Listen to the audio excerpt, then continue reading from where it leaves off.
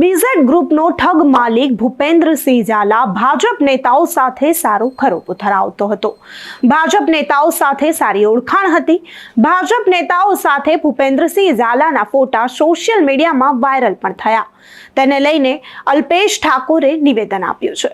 અલ્પેશ ઠાકોરે કહ્યું છે કે કોઈ પણ ઠગના જો ભારતીય જનતા પાર્ટીના નેતાઓ સાથે ફોટા વાયરલ થાય તો જ્યારે ફોટાઓ પડાવ્યા હોય ત્યારે ખબર ન હોય કે આવી ઘટનાઓ બનવાની છે અને જો ફોટાઓ પડાવ્યા પછી એ કોઈ આ પ્રકારનું કૃત્ય કરે છે તો ભાજપ નેતા આમાં દોષિત નથી।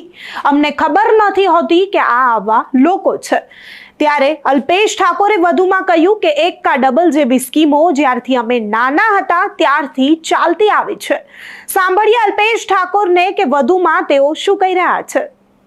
આવી જે કોઈ બાબત છે એમાં રાજ્ય સરકાર આગળ આવે, આમાં રાજ્ય સરકાર તરફથી તો કામ થઈ જ રહ્યું છે, સીઆઈડી તપાસ કરી રહી છે, પણ આ લોકોના વળતર માટે કોઈ ચોક્કસ નક્કર કાર્યવાહી થાય, નહીંતર બચારા પૈસા જે લોકોના ગયા છે એમનું શું વાંક? એટલે એમના પૈસા પણ એ લોકોને વળતર મળે, એમના પૈસા જે રોક્યા છે પાછા મળે, એના માટે પણ ચોક્કસ દિશામાં આગળ વધવું પડે।